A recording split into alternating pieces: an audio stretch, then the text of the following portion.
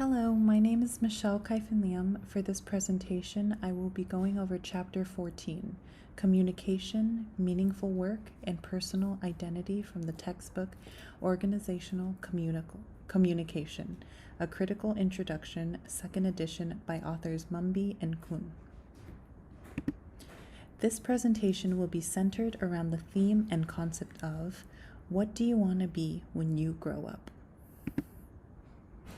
Even from a young age, so many individuals are asked the question, what do you want to be when you grow up? So many of our life choices are revolved around this question. Who do we want to be? What do we want to achieve? Why do we make the choices that we do? Money? Passion? Success? Or maybe even social or economic hierarchy? This chapter focuses on the importance of meaningful work. Two main concepts are as follows. 1. Providing a vision of how we see the self in relation to work. 2. The choices facing you regarding the work you'll pursue after college. Work is such a central part of our lives. These two main concepts relay back to the sense of the individual self. By doing work that the individual is passionate about, it also provides a sense of purpose. It allows them to then put forth more meaningful effort into their work. To quote the textbook, when people experience a high degree of agency in their work, their sense of self is confirmed and they feel directly connected to the work being performed. Mind and body tend to work as one. Focusing on concept 1, providing a vision of how we see the self in relation to work. Those who find meaningful work also have the capacity to influence others to achieve their aspirations as well. From personal experience, it is inspiring to see people who are passionate and happy about their work. It creates a welcoming environment and a picturesque vision of what my future or anyone else's future may look like in a profession or career that they may be interested or passionate about. For example, my goal after I graduate is to move to Korea and teach English to students within the Korean school system. I am constantly being inspired and motivated by a social media influencer named Max Abrams. He attended school abroad in Korea where he learned and majored in the Korean language and culture, as well as international affairs. I personally have had interest in the Korean language and culture predominantly because of its entertainment, mostly being K-pop and K-dramas, but also because Korea has always been the layover destination on my trips to my family's home country of Laos, a small Southeast Asian country blanketed between Thailand and Vietnam. As I learned more about Korean culture, I discovered that South Korea and Laos have been striving towards bilateral cooperation, which has increased the visibility of the Laos people.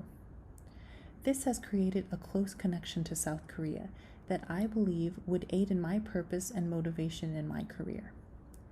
According to Forbes magazine article titled 5 Workplace Dynamics That Fuel an Employee Identity Crisis, quote, without an identity that matters, employees find themselves unfulfilled and underperforming, end quote.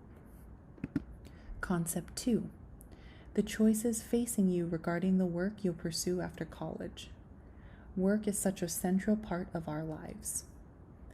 After college, life will mainly consist of working and finding a sustainable career.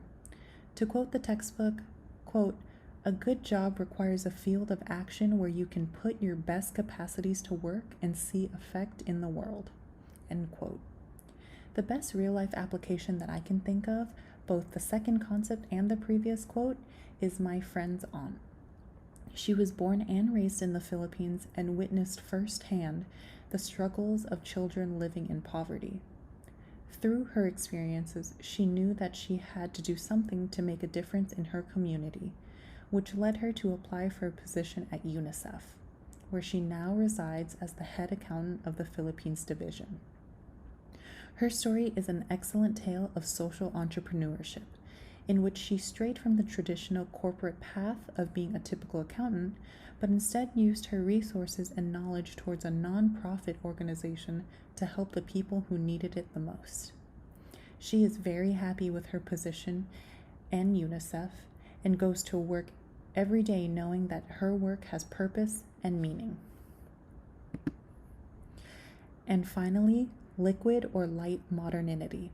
By definition, to describe the social, political, and economic conditions that characterize life today and that shape how we relate to ourselves, one another, work, and consumption.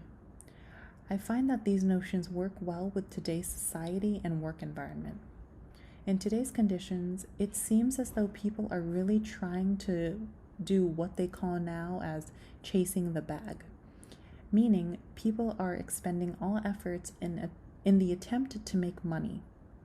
Many individuals base their livelihoods on the fact that they want to make large amounts of money. For example, many people work on their own time and accord. There are even individuals who make a living off of buying high-end and limited edition shoes at retail price and then reselling them for at least double the original price. In my own opinion and analyzation, I believe that people are taking their income into their own hands because of Sennett's theory of corrosion of character. In today's fast-moving society, no one truly has job security. If one person were to get fired or injured, there will almost always be someone ready to take their place. Biography.